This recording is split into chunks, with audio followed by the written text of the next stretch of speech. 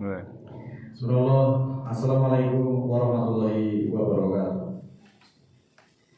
Alhamdulillahilladzi khalaqas samawati wal arda wa ja'ala dhulumatil nur tsumma alladziina kafaru bi rabbihim ya'dilun walladzi khalaqakum min tin tsumma qada ajalan wa ajalun musamma indahu tsumma antum tamtarun wa huwa Allahu fis samawati wa fil ardi ya'lamu sirrakum wa jahrakum wa ya'lamu ma taksibun.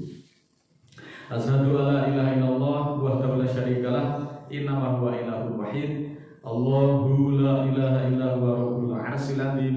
Allahu la ilaha illa huwal hayyul qayyum. Allahu la ilaha illa huwar rahmanur rahim. Kaum muslimin muslimat yang dirahmati Allah, mengawali majelis kita pada kesempatan hari ini, marilah kita senantiasa memanjatkan puja dan puji syukur kehadiran Allah Ta'ala yang telah memberikan banyak sekali kenikmatan. Yang kenikmatan itu saking banyaknya sehingga kita kalau mau menghitung nikmat Allah itu kita tidak akan bisa menghitungnya. Oleh karena itu menjadi kewajiban bagi kita semuanya untuk selalu mensyukuri, menghargai nikmat-nikmat Allah, petunjuk-petunjuk Allah melalui Al-Quran yang diberikan kepada hamba-hambanya yang berkehendak untuk mempelajari petunjuk-petunjuk yang ada di dalam Al-Quran. Al-Quran sebagai wahyu yang terakhir, yang mana Al-Quran ini diwahyukan oleh Jibril kepada Nabi Muhammad. Oleh karena itu kita sebagai pengikut Muhammad, marilah kita untuk bisa mengikuti Al-Quran itu sebagai wahyu yang terakhir. Allah menjelaskan di dalam surat ke-33 ayat 40 selengkapnya sebagai berikut. A'udzubillahi minasyaitonirrajim. Bismillahirrahmanirrahim. Wa kana Muhammadan ahaddi min rijalikum walakin Rasulullahi wa khataman nabiyyin. Wa kana Allaha bikulli syai'in alim. Yang artinya sebagai berikut. Dan tidaklah Muhammad itu bapak dari seorang laki-laki dari kamu, tetapi Rasul Allah dan penutup nabi-nabi, dan adalah Allah Maha mengetahui atas setiap sesuatu. Saudaraku yang dirahmati Allah, dari ayat tersebut surat ke-33 ayat 40 mendapatkan pelajaran untuk orang-orang yang mau memahami bahwa Allah mengatakan Muhammad itu tidak punya anak laki-laki. Kenapa demikian? Agar kelak tidak ada lagi orang yang mengaku-ngaku sebagai keturunan dari Nabi, supaya tidak ada lagi orang yang mengaku sebagai penerus dari Nabi. Maka Allah menegaskan melalui ayat tersebut bahwa Muhammad itu Rasul Allah dan penutup para nabi atau penutup nabi-nabi. Nabi Muhammad, nabi kita, nabi yang terakhir itu sebagai penerima wahyu yang terakhir.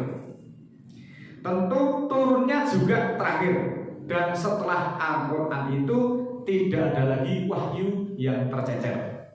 Ini hakikat dari ayat tersebut.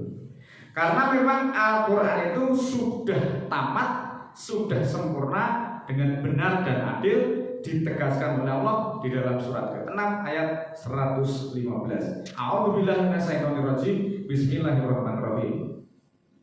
Wa tamat kalimatu rabbika sidqa wa adlan. La mubaddila li kalimatihi wa huwas samiul alim.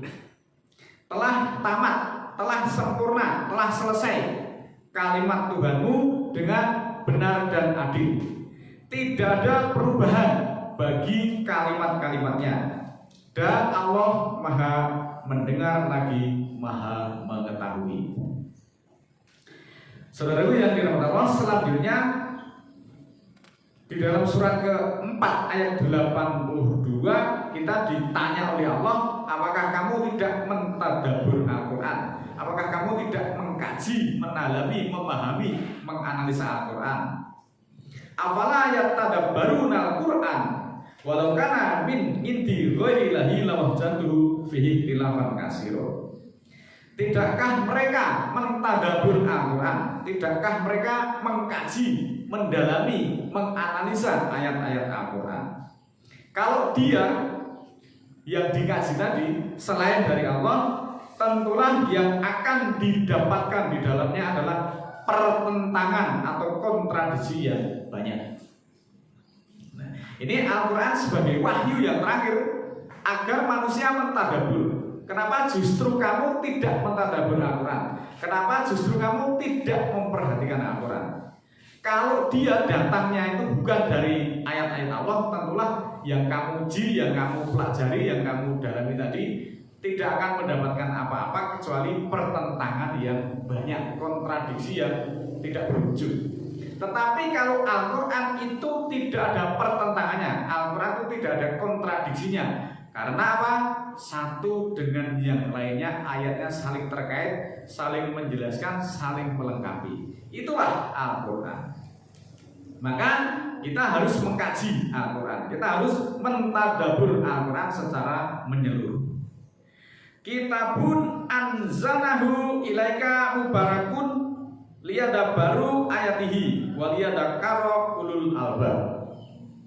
Di dalam surat ke-38 ayat 29. Kitab yang diturunkan kepadamu penuh berkah, agar ditadabbur, agar diperhatikan, agar diteliti, agar dijelajah ayat-ayatnya. Dan yang memikirkan adalah ulul albab.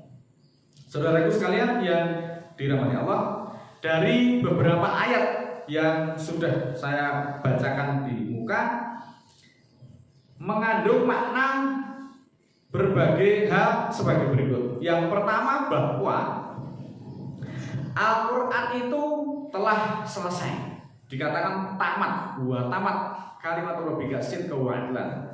Al-Quran itu telah tamat, telah sempurna, telah selesai, sempurna, benar dan adil. Maka setelah Al-Quran itu tidak ada lagi wahyu yang diturunkan. Maka barang siapa yang tidak mau mengkaji, tidak mau mengikuti Al-Quran, maka dalam hal ini Allah tidak akan menurunkan wahyunya lagi.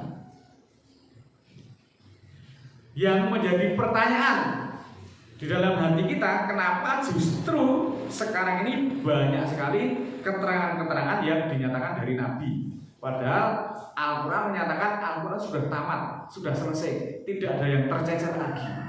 Kenapa justru setelah Al-Quran dinyatakan tamat, sempurna, selesai, benar dan adil, muncul lagi pernyataan-pernyataan, keterangan-keterangan yang dikatakan dari Nabi, padahal itu bukan Al-Quran. Apakah kita tidak memperhatikan ayat-ayat tersebut? Ini menjadi bahan perenungan untuk kita semuanya dan bagi orang-orang yang memang sudi merenungkan. Dan bahkan sekarang itu juga banyak sekali pihak-pihak tertentu atau orang-orang tertentu yang menyatakan atau mengaku beliau adalah keturunan dari Nabi Muhammad yang kesekian kali, yang keberapa puluh kalinya. Padahal di dalam surat ke-33 ayat 40 tadi telah ditegaskan oleh Allah bahwa Muhammad itu bukan seorang bapak laki-laki dari kamu. Artinya Muhammad itu tidak punya anak laki-laki, karena memang sudah habis diskenario oleh Allah. Kemudian kalau sekarang ada pernyataan yang menyatakan dirinya keturunan dari Rasulullah, apakah kemudian ayat-ayat tersebut dianggap keliru atau dianggap salah? Nah, ini pemahaman yang mestinya juga kita perlu kritisi lagi. Inilah saudaraku pentingnya kita menganalisa Al-Quran, pentingnya kita mengkaji Al-Quran, mentadabbur istilah yang ada di dalam Al-Quran. Mentadabburnya secara kafah, secara menyeluruh, secara keseluruhan, bukan secara parsial, bukan hanya secara sepotong-sepotong. Agar cermat dan teliti, agar kita bisa memahami Al-Quran bukan hanya sebagian-sebagian atau sepenggal-sepenggal, sepotong-sepotong kemudian disampaikan.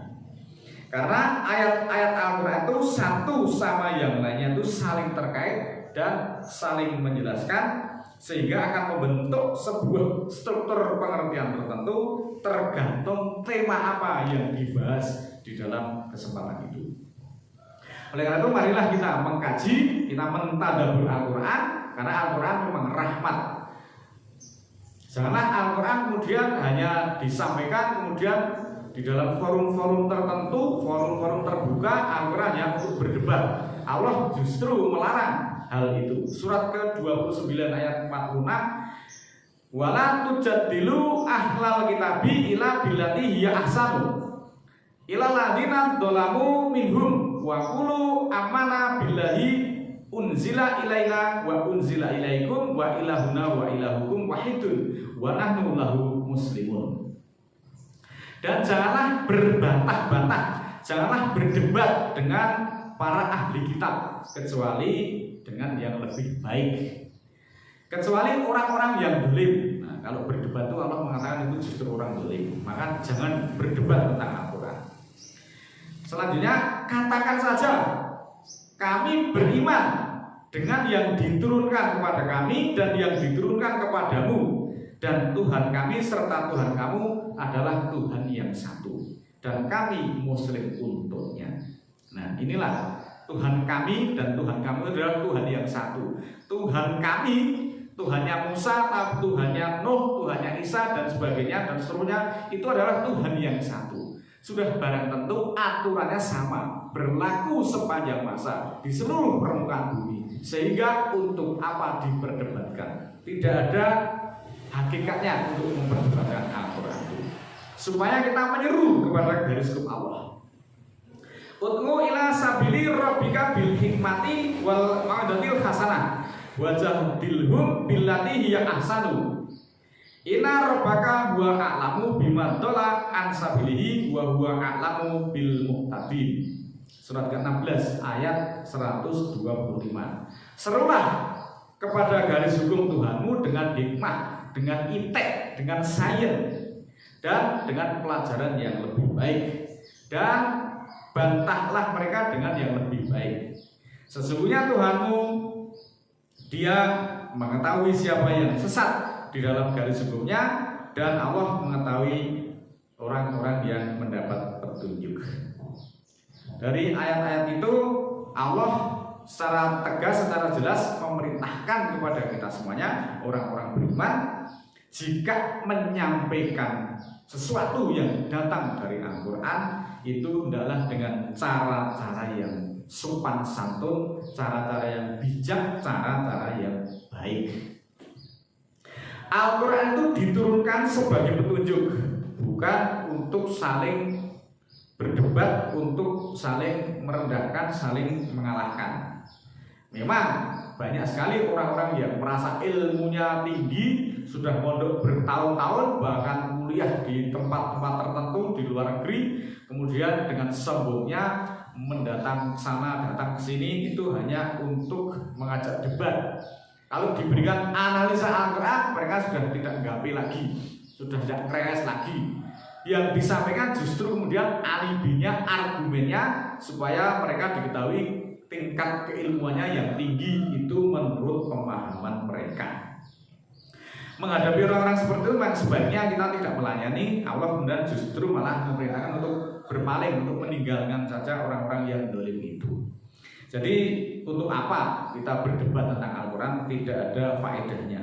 Sampaikan saja Al-Quran itu dengan penuh kesopanan, dengan penuh kebaikan, dengan lemah lembut. Karena kalau menyampaikan dengan kekerasan, yang kamu datangi justru akan meninggalkan kamu. Inilah perbedaan tata cara menyampaikan. Kalau Al-Quran itu cara penyampaiannya menurut Allah seperti ini, tetapi kalau yang bukan Al-Quran, ya monggo itu dipersilahkan.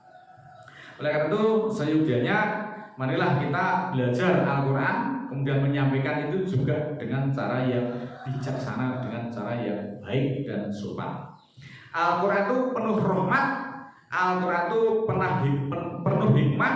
Kemudian jika dipelajari dan diamalkan, maka kita akan mendapat petunjuk. Jadi untuk apa? Urgensinya kita memperdebatkan Al-Quran. Hendaklah kita ada umat yang menyeru, wal takum minkum umatun yad'una ilal khairi wa ya'muruna bil ma'rufi wa yanhauna 'anil munkar wa ulaika humul muflihun. Hendaklah dari kamu ada umat yang menyeru kepada kebaikan serta menyuruh kepada yang ma'ruf dan mencegah dari yang munkar. Itulah mereka yang menang. Kita adalah menyuruh yang ma'ruf, mencegah dengan yang munkar.